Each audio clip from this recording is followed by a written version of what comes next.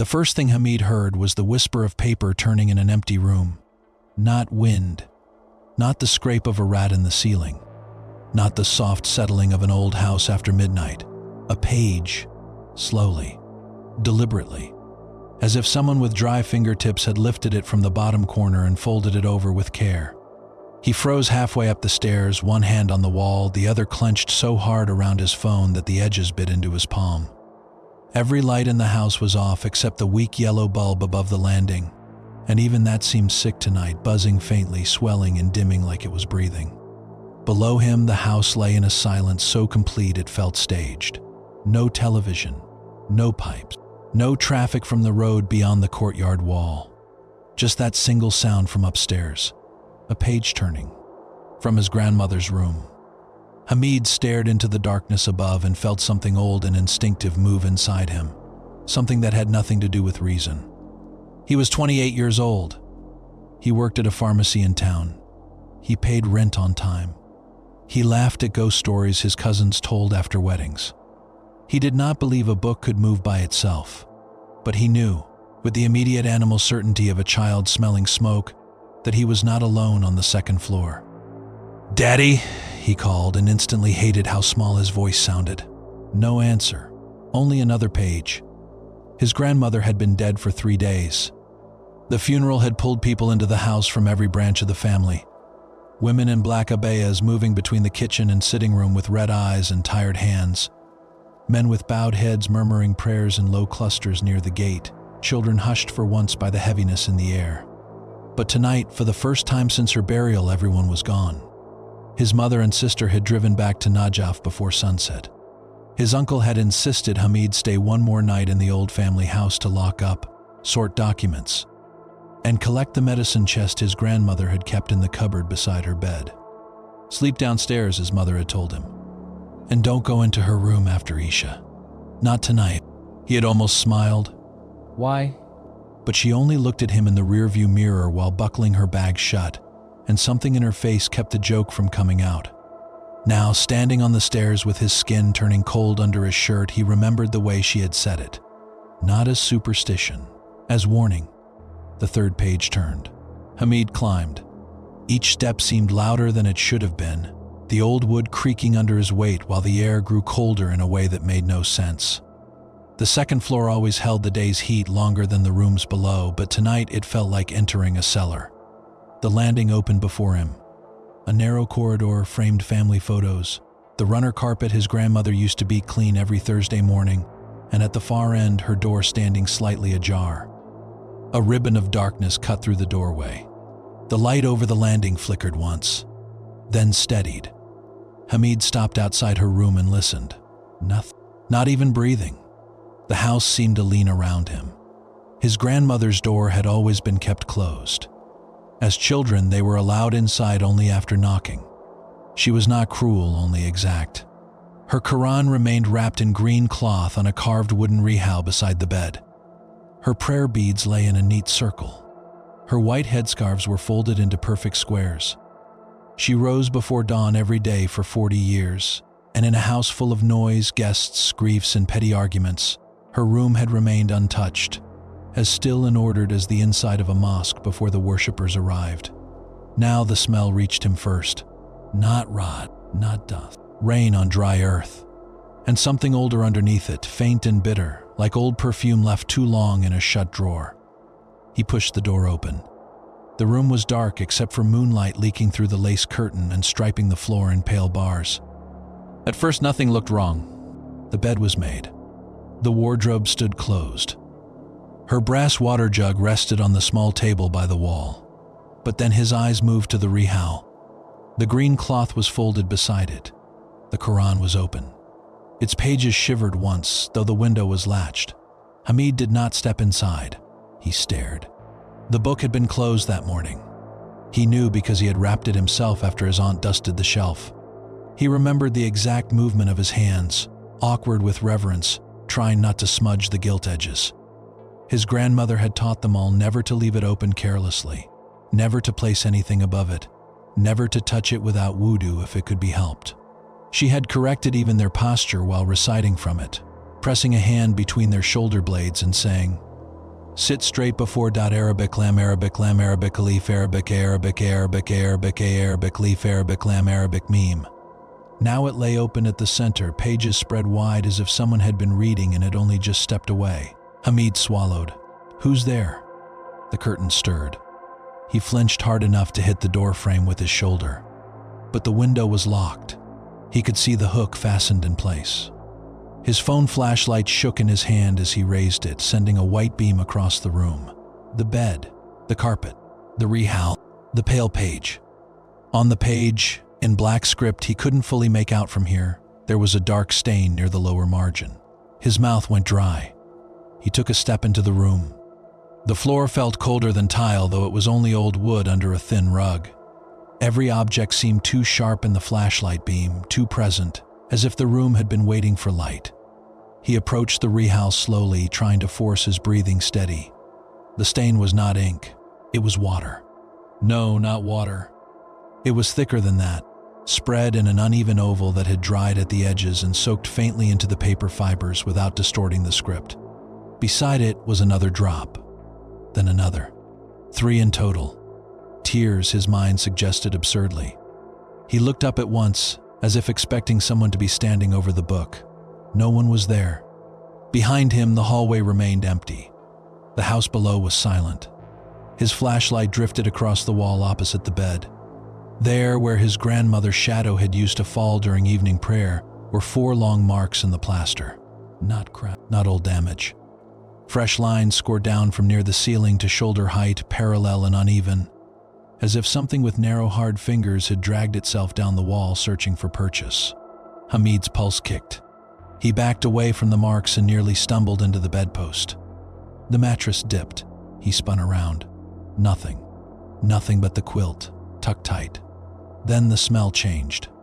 Rain and bitter perfume vanished beneath something dank and mineral, like earth opened by a shovel. The air thickened. His ears filled with a low pressure, and for one sick instant he had the sensation that the room had sealed itself around him, that the walls had moved a little closer. His grandmother's mirror stood beside the wardrobe, veiled by habit in a square of cream fabric. She had always covered it at night. "Mirrors invite what should remain outside," she used to say, and everyone laughed because grandmothers were allowed odd certainties. The cloth was no longer over the mirror. It lay crumpled on the floor. In the glass, the beam of Hamid's flashlight showed the room behind him, bed, door, curtain, rehowl. And for less than a second, reflected near the head of the bed the shape of someone standing. He turned so fast his neck cracked. The corner was empty. When he looked back, the mirror held only him, wide-eyed, sweaty, hollow in the face from too little sleep and too much grief. "No," he whispered. His voice came back to him from the room in a strange, soft way. "No, not a repetition," spoken from somewhere near the floor. Every hair on his arms lifted. Hamid stepped backward until his calves struck the rehowl. The open Quran trembled again. This time he saw it clearly. Not the whole book, not the table, but the right-hand page, quivering from the bottom edge upward as if a current of air were rising from beneath it. He crouched despite every instinct telling him not to. There was nothing under the stand except the rug. Then, from the space between floorboards under the rehowl came the sound of breathing. Slow, wet. Hamid lurched back with a strangled noise and hit the bed hard enough to rattle the brass frame. His flashlight slipped from his hand, spun across the rug, and landed facing the underside of the bed. For one blank moment, he saw only dust and one of his grandmother's slippers. Then something under the bed moved farther into shadow. Not quickly, calmly. As if it had been watching him from inches away and had decided it no longer needed to hide so well. Hamid scrambled upright, snatched the flashlight, and aimed it again. Empty. The space beneath the bed was too shallow for a person. Only slippers. Dust. An old tin box. But the smell of open earth was stronger now, thick enough to coat his tongue. His phone buzzed in his pocket with such violence that he almost screamed. "Mother," he answered at once. "Mama." Her voice came thin and breathless through static. "Hamid, listen to me carefully. Are you in her room?" He turned slowly, shining the light toward the door, half expecting someone to be standing there now. A sharp intake of breath. Then, "Get out. Do not touch the Quran." He stared at the open pages. I didn't. Did you uncover the mirror? On the line, something thudded, as if she had sat down too hard or dropped whatever she was holding. When she spoke again, her voice had changed. It was smaller, older. Then it has started. The landing light outside went out. Darkness flooded the doorway. Hamid's throat tightened. What has started? For a moment, all he could hear was static and his mother breathing. Then, very quietly, as though afraid someone else might hear her through the phone, she said, "When your grandmother was 19, something came to her during recitation. She thought it was a test from God. She was wrong." The floor beneath the rehal knocked once from below. A single hard strike. Hamid jumped back. Another knock. Then another. A pattern, not random. From under the floorboards, something was knocking to be let up. "Mama, leave the room now," she whispered. "And whatever you hear behind you, do not answer it if it calls your name." At that exact moment, from directly beside Hamid's ear, a woman's voice breathed in the dark. It was his grandmother's voice, and it came from under the bed. Hamid did not remember crossing the room. One moment he was standing frozen beside the open Quran, his mother's warning hissing through the phone, his grandmother's voice curling up from under the bed like cold smoke. The next, he was in the hallway, slamming the door so hard the frame shook. He hit the wall outside and nearly dropped the phone. The corridor was black now, except for the weak rectangle of moonlight falling from the stairwell window at the far end. His flashlight beam jittered madly across family portraits as grandparents on their wedding day. His uncle in military uniform at 20, Hamid and his sister as children with missing teeth and overbright smiles. Every face seemed altered by the moving light. Eyes deeper, mouths tighter. As if each photograph had been caught mid-thought, and none of those thoughts were kind. "Hamid," his mother said. "Are you out?" "Yes." His voice cracked. "Yes, I'm out." "Go downstairs." He pushed himself away from the wall and stumbled toward the stairwell. Behind him, the bedroom door remained shut. For 3 quick seconds, nothing followed. Then came the first sound. A soft dragging from inside the room. Like something heavy being pulled across the floor, 1 careful inch at a time. Hamid started down the stairs 2 at a time, the phone pressed hard to his ear. "Tell me what's happening." But his mother wasn't answering immediately.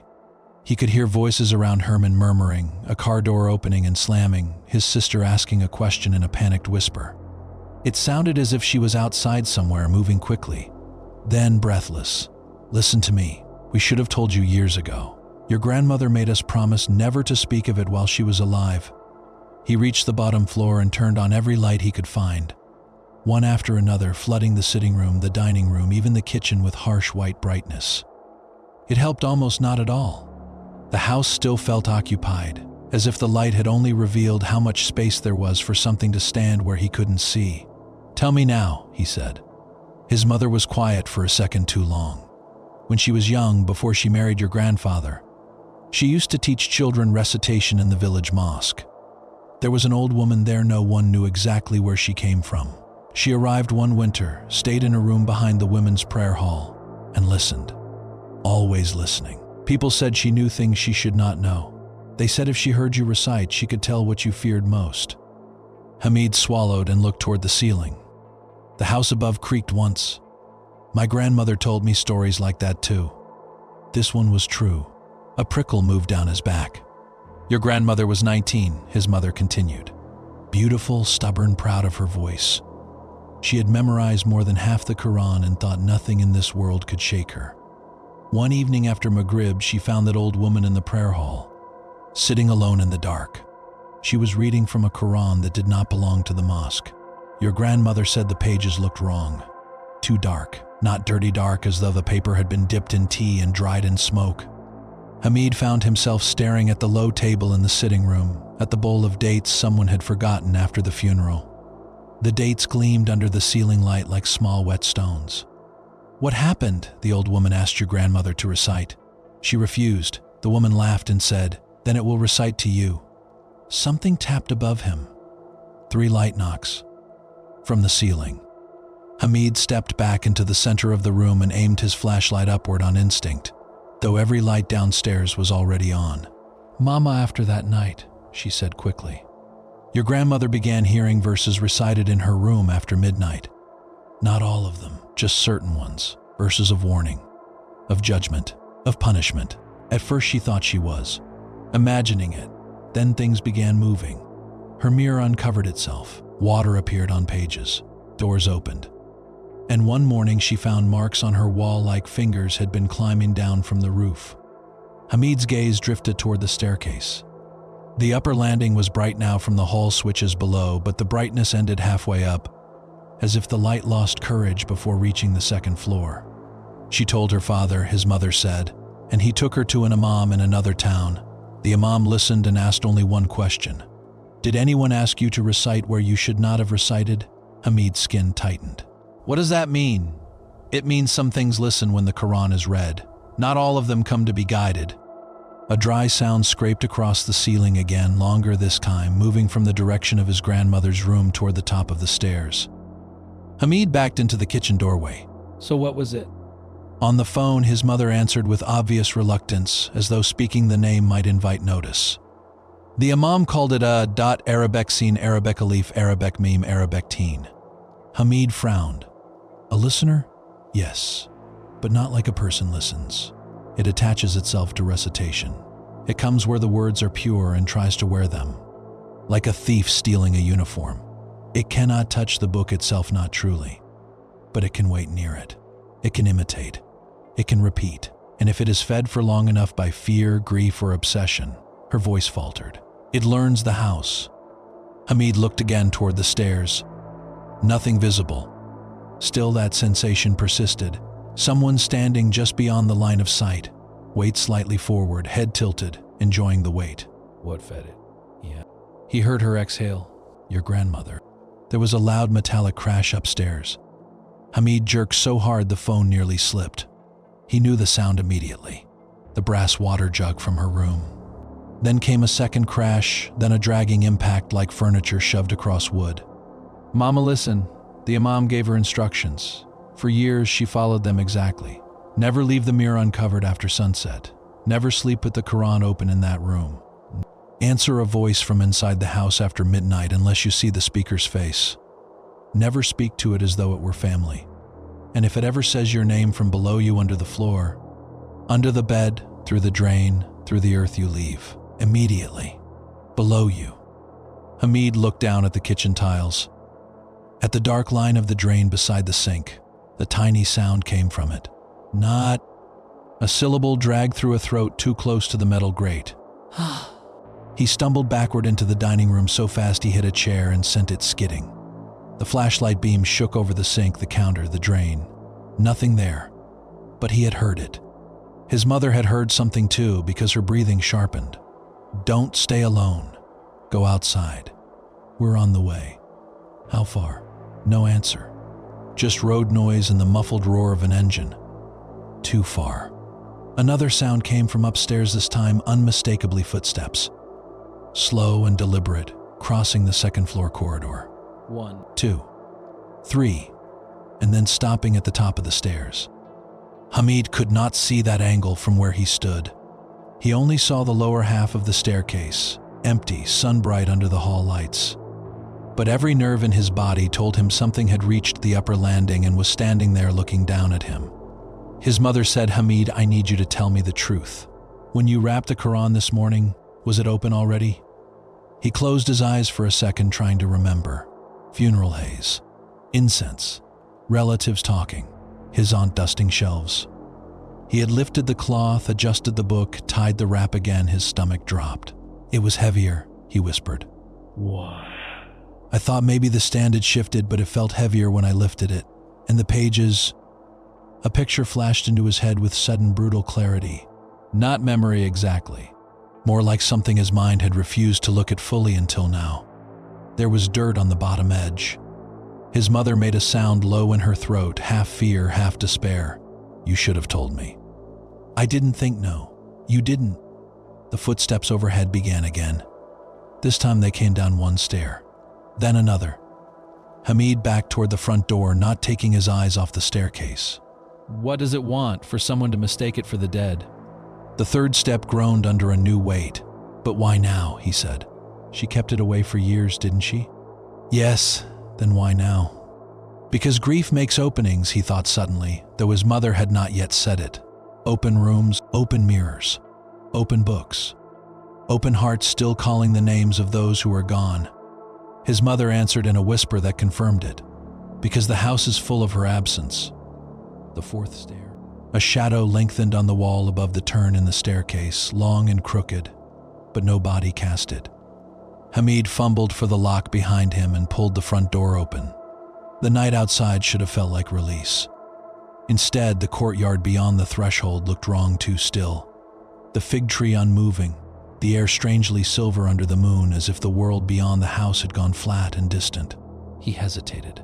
Behind him, something on the stairs spoke in his grandmother's voice. Don't go outside, Habibi. He clenched his teeth so hard his jaw hurt. It spoke again, gently amused now. If you open the gate, you will see what she buried. Hamid squeezed his eyes shut. Do not answer it if it calls your name. The voice came one step lower. Hamid. Then another. Hamid, I was so cold under the earth. A sob tore out of him before he could stop it. Not because he believed it. Because some part of him wanted to. Some ruined, grieving part of him wanted one more sentence in her voice.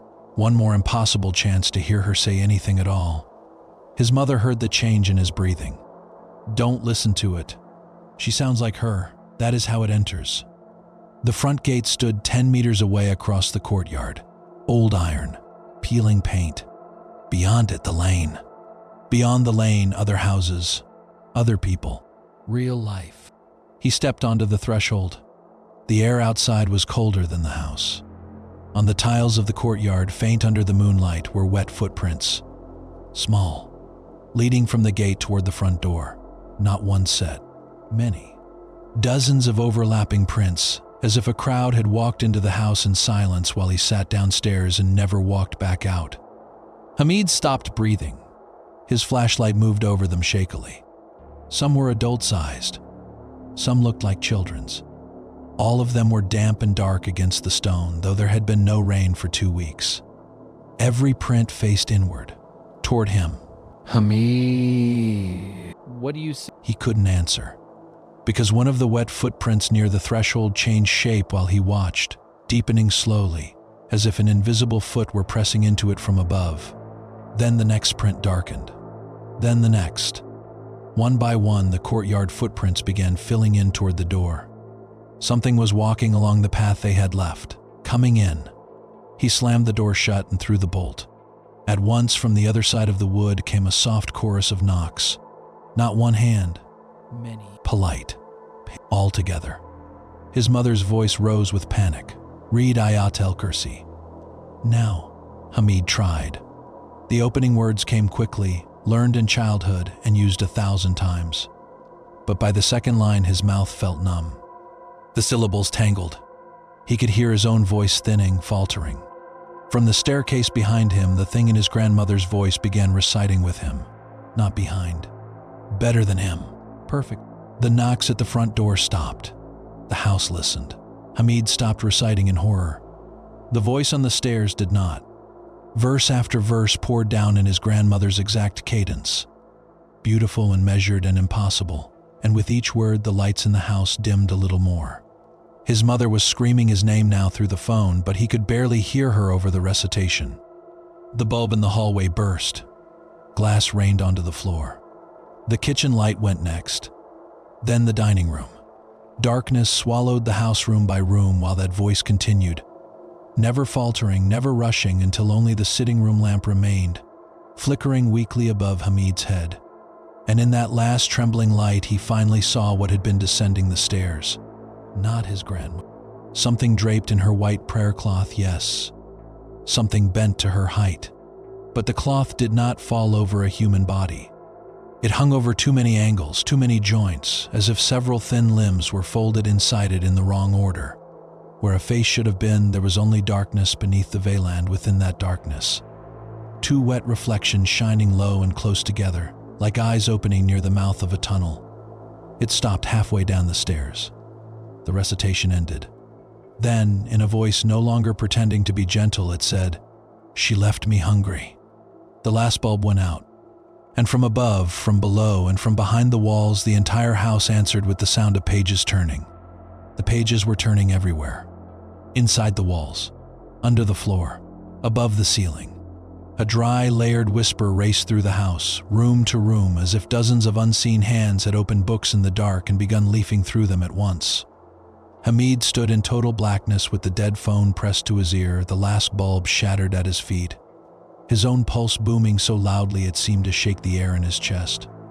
Then the thing on the stairs moved, not quickly, not lunging, not screaming. It simply unfolded one step lower, and the sound it made was worse than any animal noise, soft cloth sliding over wood, followed by the tiny clicking adjustments of too many joints settling into place beneath it. Hamid turned and ran blindly into the sitting room just as something brushed the back of his shirt. He choked on the cry that rose in his throat. His shin hit the edge of the low table hard enough to make him stumble, and he crashed to one knee among fallen cushions and funeral trays. Somewhere in the dark behind him, the pages kept turning faster now, almost frantic, as if the whole house were searching for a place it had marked long ago. The front door was bolted. The courtyard was wrong. The stairs were lost. The kitchen. There was a back door in the kitchen that opened toward the narrow service alley between the house and the neighbor's wall. He scrambled upright and forced himself to picture the route. 3 steps forward, left past the armchair, through the archway, straight to the counters. He moved with both hands out, feeling his way through air thick as wet cloth. His flashlight was gone. The only light came in brief silver slices through curtained windows whenever the moon found a gap. Each glimpse made the house look rearranged. A chair farther from the wall than it should be. A framed verse hanging crooked. A dark shape at the end of the corridor that vanished when he looked directly at it. Behind him, from the stairwell, came the rustle of white fabric. Then the voice, no longer his grandmother's, but something close enough to mock her memory. You should not run in a house where the Quran is open. Hamid slammed into the kitchen counter so hard the breath left him. He found the edge of the sink, the cold tile, the drawer where matches were kept for the stove. His fingers shook so violently he dropped the first box. It clattered across the floor. Instantly, the pages turning in the walls stopped. Every sound in the house stopped. A listening silence settled over everything. Hamid crouched, groping desperately over tile until his fingertips found the box again. He struck one match. For a moment, the kitchen bloomed in orange light. And he saw the floor. The drain beside the sink had overflowed without water. A black wetness spread from it in branching threads, slick and viscous, tracing the grout lines between the tiles like veins. The stain had already reached his shoes. In it, clearly impressed as if something were rising through mud, was the shape of a hand. 5 long fingers. Too narrow. Too many joints. The match burned his fingertips and went out. He struck another and nearly screamed. Something was standing in the kitchen doorway, not fully inside, just beyond the arch. The white prayer cloth draped from its head to the floor, but now he could see the outline beneath more clearly. The body under the cloth was impossibly thin and segmented, like a praying mantis forced into a grandmother's shape. One arm, if it was an arm, pressed against the archway at an angle no living limb could hold. The cloth over its face sagged inward, as though there were no nose, no cheeks, no skull beneath, only hollow depth. And inside that hollow, lower than human eyes should be, 2 wet reflections watched him. The thing tilted its head. When it spoke, the voice came from inside Hamid's own memory. It was his grandmother calling him in from the courtyard when he was 6 years old, dusty and hungry and pretending not to hear. "Come here, Habibi." Hamid hurled the matchbox at it. The tiny flame spun through the dark and vanished into the cloth without catching.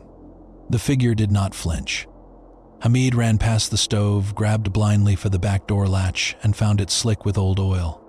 He tore at it until it gave with a metallic crack, then yanked the door open and stumbled into the alley. Cold night air hit him like water. He slammed the door behind him and stood there, gasping, one hand braced against the wall, the other pressed over his mouth. The alley was narrow enough that he could touch both walls if he stretched his arms. Broken flower pots lined one side. A rusted ladder leaned beneath a water tank. Overhead, only a ribbon of moon showed between roofs. Normal. It looked normal. He bent forward, retching dryly, sucking air into lungs that would not fill. He was outside. He was out of the house. Then he heard it. Not from behind the back door. From farther down the alley. The sound of someone reciting softly in the dark. His blood turned to ice. At the end of the alley where the lane opened near the street stood a hunched figure in black. For one impossible second, Hamid thought it was a neighbor, an old woman passing, someone real. Then the figure stepped into the moonlight. It was not old. It was not alive. Its clothes hung in strips from a body the color of soil. The face looked mummified, the skin drawn so tight over the skull that the mouth had split at both corners. And the eyes were missing. Only dark hollows remained. Yet the recitation came from that torn mouth, quiet and steady, as if the empty face were reading from a page only it could see. Hamid backed into the door. A second figure emerged behind the first. Then a third. Men, women. One no taller than a child of 8. All earth-colored. All ruined. All moving with the slow hesitation of bodies that had forgotten how joints worked. Some had scraps of burial cloth clinging to them. One woman's hair still hung in a long black braid down a back packed with dirt. Their eyeless faces lifted as one toward Hamid, and though none had eyes, he felt their attention strike him like heat. He understood then what his mother had meant. If you open the gate, you will see what she buried. Not bodies, witnesses. He turned and fled back into the house. The kitchen was empty when he burst through the door, but the black wetness from the drain had spread farther, reaching the table legs now, climbing the wood in slow dark threads. He grabbed the largest knife from the counter without thinking, not because he believed it would help, only because empty hands felt like surrender. "Mama!" He shouted into the phone, though he had heard the call die when the lights went. He looked at the screen. Black. Battery gone. He was alone. The pages had started again, but differently now, slower, more purposeful. Not everywhere. Somewhere specific. Upstairs. In her room. Hamid stood panting in the kitchen, knife in one hand, dead phone in the other, and knew with a nauseating certainty that the house was drawing him back there.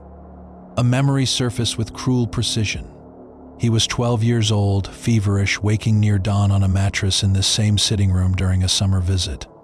His grandmother sat beside him, pressing a cool cloth to his forehead. Half awake, he had asked why she never slept deeply.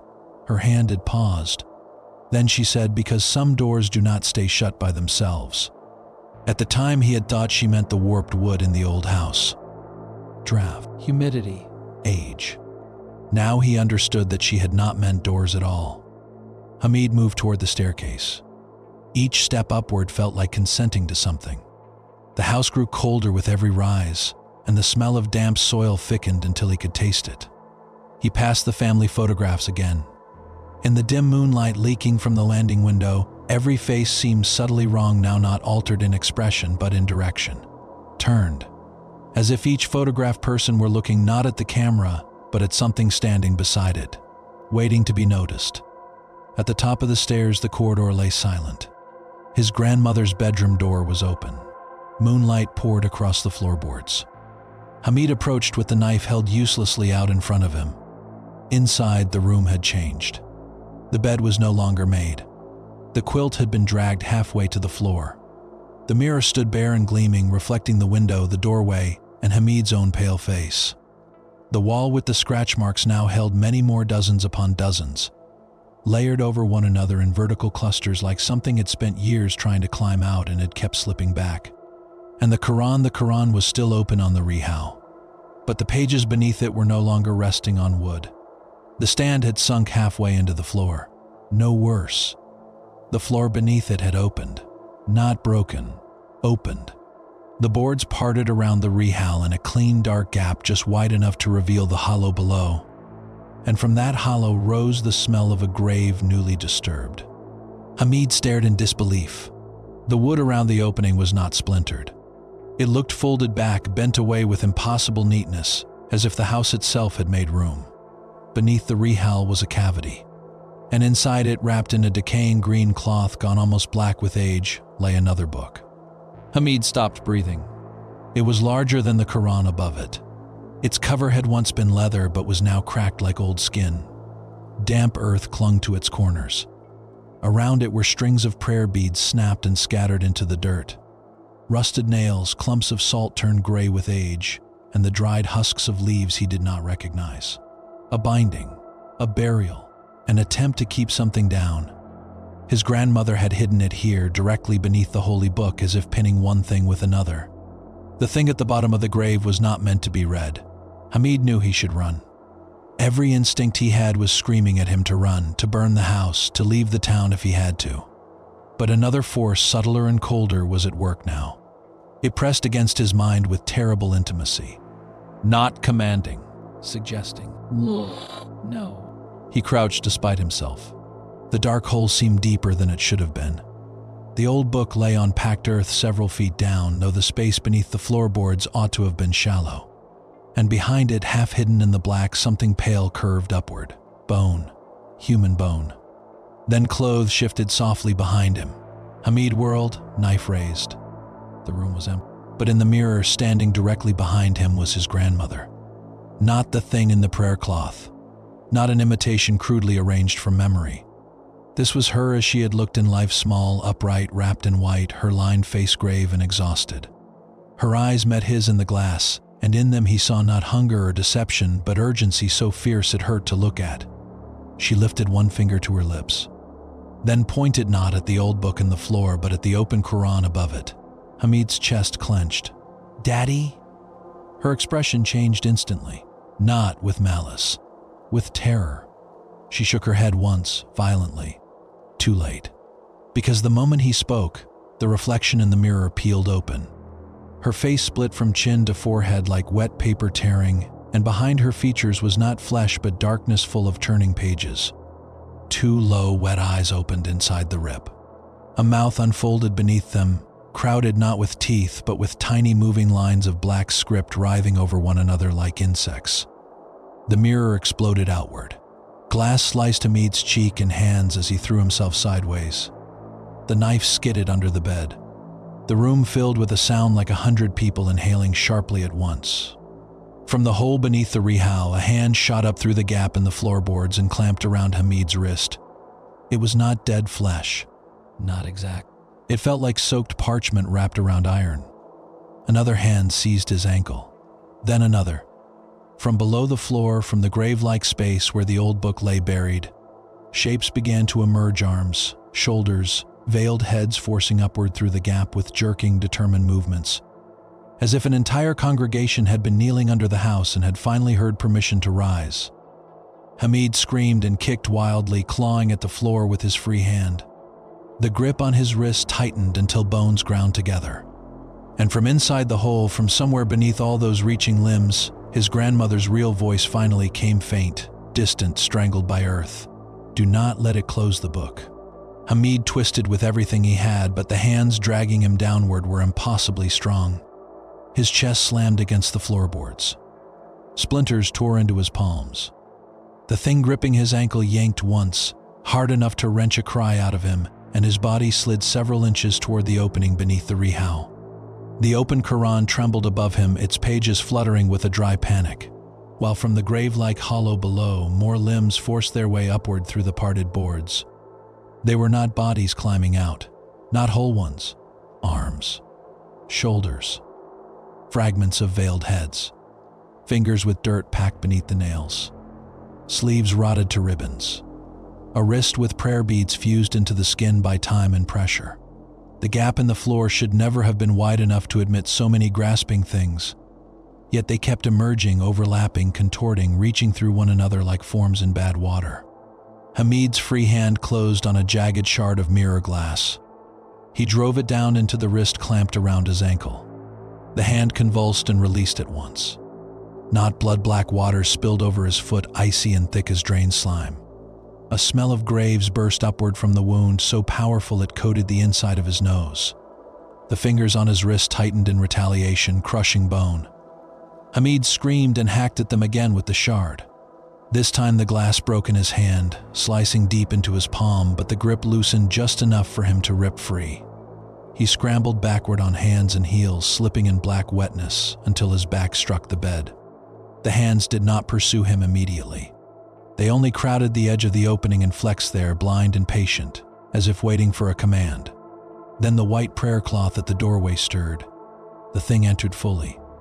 Bent under the low frame, it unfolded itself with a series of soft, nauseating clicks. The cloth that draped it had once belonged to his grandmother. Hamid recognized the embroidered hem she wore on Fridays. Now it hung over a form too narrow at the waist and too broad at the shoulders, though the broadness came not from bulk but from the arrangement of folded limbs beneath. Where a human being shifted weight from foot to foot, this thing redistributed itself in fractions, joint to joint, segment to segment, until it seemed less like a body and more like a nest, deciding what shape to imitate next.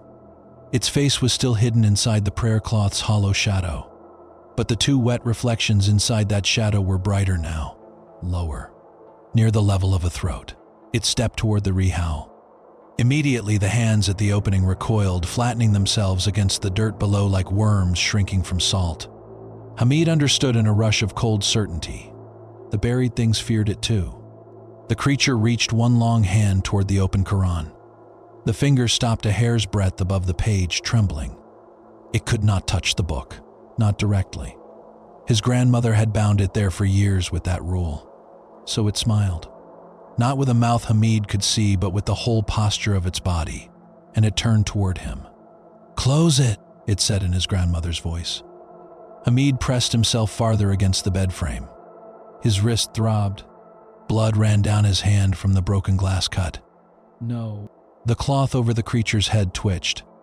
Then, very softly in his mother's voice, "Hamid, listen to me." The sound of it hit him like a blow. For half a second he saw his mother kneeling over him when he was a boy and feverish, feeding him spoonfuls of rice water, smoothing his hair from his forehead. The memory rose with such warmth that tears sprang into his eyes before reason caught up. The thing took one more step. "You have to close it," it said, using her exact tone of strained urgency. "If it stays open, they'll all come through." It gestured toward the gap in the floor, and the reaching hands shuddered as if in reply. A perfect lie, beautifully chosen. Close the Quran, and the pin would be lifted from whatever lay beneath. Hamid's grandmother's last warning came back to him. Do not let it close the book. The creature tilted its head, reading his face. Then the voice changed again. His sister Layla, frightened and breathless. "Hamid, please." "It's me." "Open the door. Let me in." He looked toward the hallway on instinct. The room's doorway was empty, but from downstairs, from the front of the house, came frantic pounding. Not the soft, many-knuckled tapping from before, real pounding. And Layla's voice hoarse with panic, "Hamid! Hamid, open the door." For one insane moment, hope speared through him so sharply it hurt. His family had arrived. Then the creature in the room laughed. The sound did not come from its hidden face. It came from the walls, from the opening in the floor, from the underside of the bed, from the broken mirror scattered across the room. 1,000 tiny laughs, dry as paper. From downstairs, Layla screamed his name again. The thing lifted one finger. "Which one?" it asked almost playfully. "Will you answer?" The pounding below continued. Hamid forced himself to think. His grandmother's rules. Never answer a voice from inside the house after midnight unless you see the speaker's face. Inside the house. The pounding at the front door was outside. That could be real. But how many times had the creature already borrowed family voices? How many sounds in this house had been arranged for one purpose to make him choose wrong? His gaze flicked to the open Quran, then to the jagged remains of the mirror. An idea came not from bravery but desperation. His grandmother covered mirrors because mirrors invited what should remain outside. The creature had entered the mirror, it had shown itself there. Reflection mattered to it. Hamid lurched sideways, dropped to one knee, and began grabbing the largest pieces of shattered glass from the floor despite the way they sliced his fingers. He set one shard against the leg of the bed, angled another against the wall, a third against the brass water jug lying dented on the floor. Crude angles. Broken little moons. The creature stilled. Not fear. Caution. In the makeshift reflections, Hamid caught fragments of it from 3 directions at once. The prayer cloth. The impossible shoulders. And beneath the cloth far more than he had wanted to see. There was no single face under it. The hollow contained layers. An inner darkness rippling with half-formed impressions. Mouths appearing and withdrawing like fish turning beneath black water. Eyes opening in the wrong places. bits of remembered people surfacing for a second only to melt away. His grandmother's mouth, his mother's brow, the face of a child he did not know, an old eyeless woman. Then lines of script again, twisting and nodding through flesh that was not flesh. It was not wearing one stolen voice. It was made of echoes. The creature recoiled from the multiplied reflections and let out a sound unlike anything it had made yet, a wet, compressed hiss that filled the room with the smell of extinguished candles and opened graves. Downstairs, the pounding on the front door became more violent. Then his mother's voice roared up the stairwell, unmistakably real, raw with fury and fear. "Hamid! Don't let it near the book." The creature snapped toward the hallway. For the first time, its composure broke. It moved. Not walking, now unfolding across the room in one abhorrent rush, limbs extending beneath the cloth, trying to circumvent the reflections Hamid had made. It went for him instead of the rehowl, perhaps understanding that the last weakness in the room was not the open Quran but the terrified human being defending it. Hamid threw the brass water jug. It struck the creature's head with a hollow clang. The prayer cloth slipped, only for an instant. But the instant was enough. Underneath was not a face but a vertical opening, long as a forearm, running from what should have been the brow to the base of the throat. It opened like a wound made of folded paper, and inside it were stacked rows upon rows of tiny black letters, each writhing independently, slick and alive. Between them bulged wet white human eyes too, many of them blinking from within the script as if trapped there. Hamid made a sound that did not feel human and snatched the prayer cloth from the floor where it had fallen askew. The creature shrieked, not from pain, from exposure. It whipped backward, limbs striking walls and furniture in frantic blind arcs. The room shook. One bedpost split. The wardrobe doors burst open. From the opening in the floor, the buried hands clawed upward again, sensing weakness above. Hamid did the only thing he could think of. He flung the prayer cloth over the broken mirror. The creature slammed to a halt. Every sound cut out at once. The buried hands froze. The pages of the open Quran settled. Even the pounding downstairs stopped. A silence fell so complete that Hamid heard the tiny tick of cooling metal from the dented water jug. Then, from beneath the covered mirror, something began to scratch. Slowly. A long nail or bone point dragging across glass. The creature's voice returned, but no longer from the room. Now it seeped from behind the cloth over the mirror, muffled and intimate, as though speaking from the other side of a door. She lied to you. Hamid's breath came raggedly. He did not answer. Scratch. She buried me under the book because she was afraid. She was not chosen. She was Something moved under the floorboards behind him, making the wood bulge slightly. Hamid turned and saw a hand forcing up between two intact planks near the wall. Then another near the bed. Then another by the wardrobe. The opening beneath the rehowl had not been the only weakness. The whole room was thinning. From below the boards came voices, not imitations, not stolen tones, but many dry human whispers layered together in grief and terror. "Let us out, please. It buried us too long." Hamid backed toward the rehowl, blood dripping from his hand onto the floor. The open Quran lay before him, steady now, serene in a room collapsing around it. He looked down at the page, truly seeing it for the first time since this began. The verses were from Surah Al-Baqarah. But in the lower margin, faint and almost erased by age and tears, another line had been written in his grandmother's careful hand. "If I die before it does, do not free what listened with me." Hamid stared. "Listened with me." "Not came to me." "With me." A worse truth began assembling itself piece by piece. His grandmother had not merely been haunted. She had used it. Once, perhaps only once. Perhaps out of pride, curiosity, desperation, or some youthful hunger to know what should remain hidden.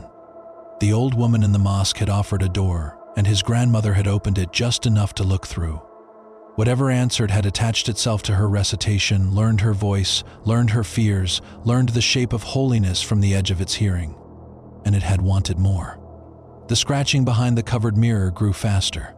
Downstairs, glass shattered. His family was inside the house now, or something wearing the sounds of their arrival was. Hamid looked at the note again, then at the parted floor beneath the rehowl and the old dark book buried there. That was the true mouth. the true entrance. The thing in the mirror, the echoes in the house, the grave-wet followers in the alley, those were branches. Math? Hungry consequences. The root was beneath the floor. He had to seal it. But the only way to reach it was to move the Quran. And the moment the Quran moved, the creature would strike. Below him, the floorboards began to thump from underneath. Not random blows. Marching.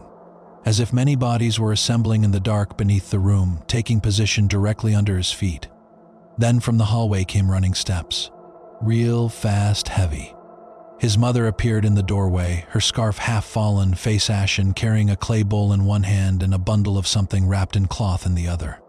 Behind her, Layla clutched the door frame, sobbing, and Hamid's uncle staggered against the wall with a bleeding cut across his forehead. For one brief, dizzying second, relief crashed through Hamid so hard his knees almost gave out. Then his mother saw the room, the open floor, the covered mirror, the hands bulging under the planks, the exposed weakness in the air, and all color left her face. She looked at Hamid, then at the Quran, then at the buried book beneath it, and whispered the words he understood too late. It was never meant to stay trapped after her bloodline returned. The floor exploded upward. The floor burst apart in a storm of splintered wood, black damp earth, and grasping limbs.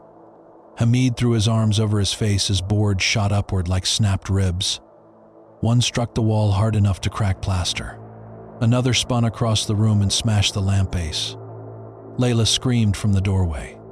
His uncle dragged her backward just as a hand, gray with grave rot and wrapped in beads, fused to the skin, clawed up through the place where she had been standing. The room became a mouth, not figuratively. Hamid would remember that with perfect clarity until the day he died, and perhaps after. The sense that the room itself had stopped being a room. The walls leaned inward. The ceiling seemed to rise higher and darker. The air compressed with a swallowing pressure. The hole beneath the rehal widened with impossible ease, folding broken planks back into darkness. And from that darkness came the sound of many people breathing through soil. His mother moved before anyone else did.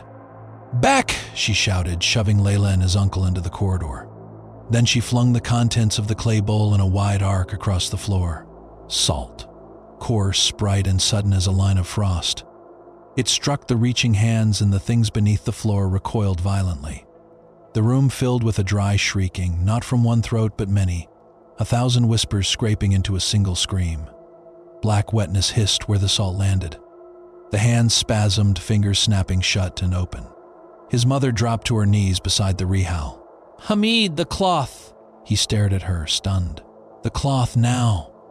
The bundle in her other hand had come loose. Inside were old objects wrapped in layers. A rusted iron nail as long as a finger, a small leather pouch, strings of cracked prayer beads, and a square of green cloth darker than the one beneath the Quran holder, almost blackened with time. Burial tools, binding tools. The things his grandmother had hidden and his mother had kept after the funeral, perhaps hoping never to use them. Hamid lunged toward her just as the covered mirror behind them split down the center with a sound like ice breaking on a river. The prayer cloth sagged inward. Something behind it was pushing through. His mother did not look back. "Listen to me carefully. Your grandmother was wrong about one thing. She believed she trapped it. She didn't. She only tied it to us." Another hand punched through the floor near Hamid's knee. He slammed the broken brass jug down on its fingers until they flattened with a wet crack and dissolved into black seepage. "What is it?" he shouted. His mother's hands shook as she unwound the dark green cloth. A thing that learned to listen where it should never have been allowed to listen. It came first for recitation, then for grief, then for blood. It cannot cross fully on its own. It needs a house, a voice, a family to remember it. The covered mirror bulged outward, the fabric stretching around a shape like a face trying to be born. Layla sobbed in the doorway. "Mama, stay back." His uncle, pale and bleeding, grabbed Layla around the shoulders and dragged her farther into the corridor. He was reciting under his breath now, unevenly but with stubborn force. His mother placed her palm flat on the open page of the Quran without closing it. Her whole body trembled. It bound itself to your grandmother when she was young. She wanted knowledge. The old woman in the mosque gave her a way to ask questions that should only be answered by God. For one night, your grandmother listened back. That was enough. Hamid felt the truth of it settle like a weight in his gut. Not possession, not random haunting. A bargain without understanding it was a bargain. The thing behind the mirror struck the glass hard enough to shatter the frame. The prayer cloth tore. A slit opened, and from within it a cluster of wet eyes rolled wildly in different directions, searching. His mother snatched the iron nail from the floor bundle and shoved it into Hamid's bloody hand. "When I lift the book, you drive this through the old one beneath. Do not hesitate." Hamid stared at her. "I have to touch it? You have already been heard. It knows your name. There is no clean way left." The room gave a long, groaning shudder. From below the floor came voices, clearer now, some pleading, some furious, some only moaning wordlessly through packed throats. The buried followers were not all one thing. Some sounded trapped. Some sounded devoted. Some sounded as if years of being pinned between earth and prayer had hollowed them into instruments for whatever waited deepest down. The mirror finally burst. The prayer cloth flew across the room. It came through at once. Not climbing or stepping, but spilling out of the broken frame in a white and black convulsion of limbs and script and half-faces. Its body no longer held to a human outline. It stretched from wall to bed to ceiling in folding sections, dragging the stolen scraps of his grandmother's form through itself like a net full of bones. Mouths opened and vanished along its length. Wet eyes blinked from within lines of moving black letters. Hands appeared where shoulders should be, then withdrew. Voices poured from it in overlapping waves. Hamid's grandmother begging, his mother praying, Layla crying. Hamid himself at age 10 laughing in the courtyard. Then, beneath all of them, another voice-dry, ancient female amused. The old woman from the mosque, perhaps, or something older still. It lunged for the Quran. His mother lifted the book. Every lightless corner of the room screamed. Hamid saw beneath it at last. The buried volume wrapped in rotted green cloth, slick with old damp and black seepage, its cover embossed with symbols worn almost smooth by time. Human finger bones had been tied around it with threads so old it looked petrified. The cavity below was deeper now, impossibly deep, descending not beneath the room but into a vertical shaft of packed darkness lined with glimpses of faces pressed in earth. He plunged his arm down to the elbow. The cold was absolute. Not physical cold alone, a spiritual cold, a negation. The sensation of every warm memory in him recoiling at once. His fingertips touched leather. The buried book moved, not by being pulled, by leaning into his hand as though recognizing him. Every voice in the room stopped. The creature's many faces turned toward him. Hamid drove the iron nail down through the cover. The sound that followed was not a scream. It was recitation played backward through 1,000 mouths at once. The room convulsed. The creature struck the ceiling and floor simultaneously, twisting around itself in violent spasms. Black letters sprayed from its opened, seems like insects cast into flame, crawling over the walls, the bed, Hamid's hands. Each letter burned where it touched. He smelled scorching hair and old graves thrown open in rain. His mother cried out, nearly dropping the Quran, but held it above the cavity with both hands, her arms locked. "Again!" she shouted. Hamid yanked the nail free. The old book pulsed under his hand like a heart. He stabbed it a second time. This time something answered from below the shaft. Not the creature. His grandmother. Not her imitation. Not a stolen voice. Her. "Hurry!" The single word rose through the darkness with such exhaustion and clarity that Hamid nearly collapsed. He saw her then not with his eyes exactly, but in a way that felt more brutal than sight. A small old woman kneeling in dark earth for years beyond counting. One hand pressed above her head to keep the book raised, holding shut what she had once opened. Not dead and resting, dead and laboring. A barrier made of regret and devotion. His throat closed.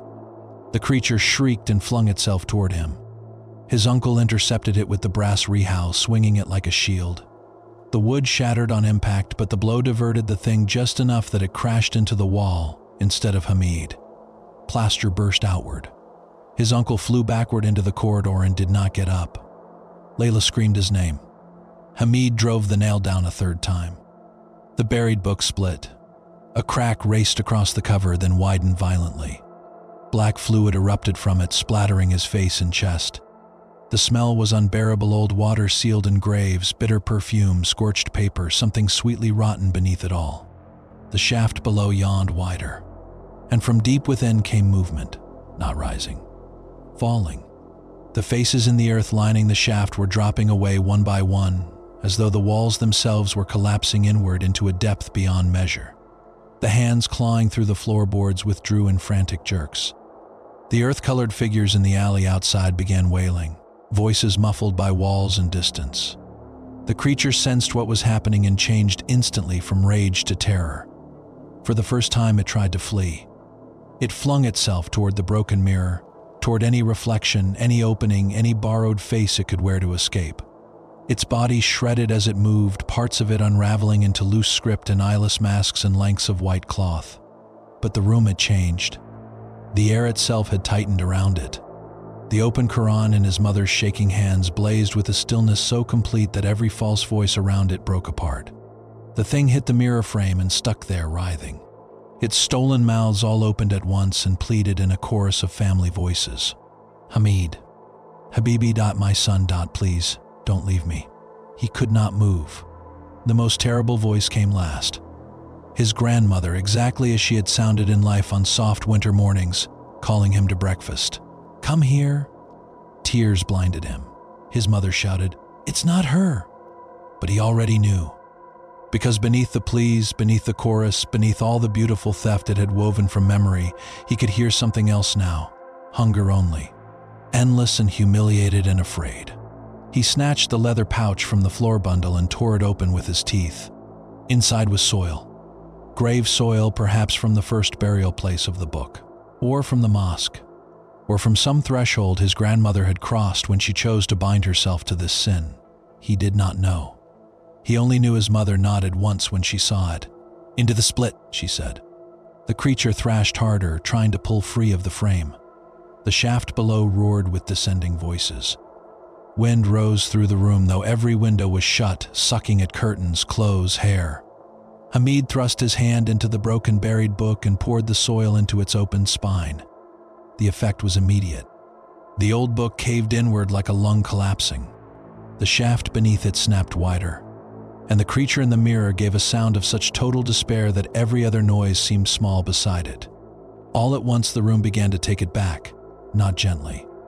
The black letters ripping from its body were dragged downward in screaming ribbons. The stolen faces tore away one after another, his mother's, his sister's, his grandmother's, strangers', children's. The old woman's each peeling off into the shaft like wet paper caught in a drain. The white prayer cloths wrapped around it tightened, twisted, and dragged it into itself. Its limbs folded backward with cracking force. Its many eyes burst or dimmed. The mirror frame snapped free from the wall and was sucked into the opening below, smashing into darkness. Then the thing had only one voice left, its own. It was thin. "Ah!" Female. And it laughed.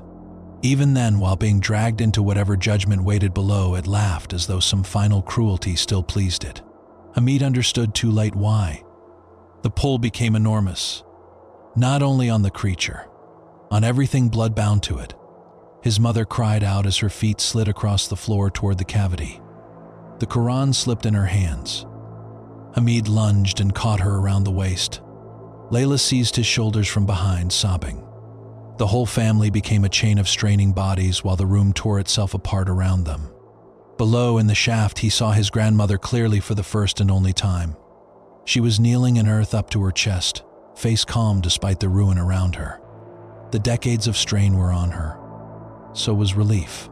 She looked not at the creature being dragged past her but at Hamid, and smiled.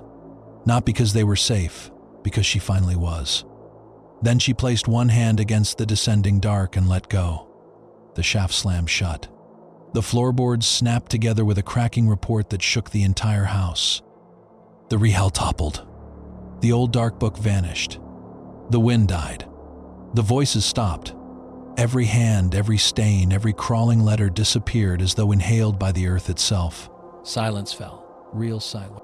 Hamid lay on the ruined floor clutching his mother while Layla wept behind him and his uncle groaned faintly in the corridor. The room smelled of dust, blood, salt, and broken plaster. Dawn light had begun creeping gray at the edges of the window. For a long time, no one moved. Then his mother slowly sat up. In her lap, somehow still open, was the Quran. Its pages were clean. No water stains, no torn edges, no black residue. Only one thing had changed.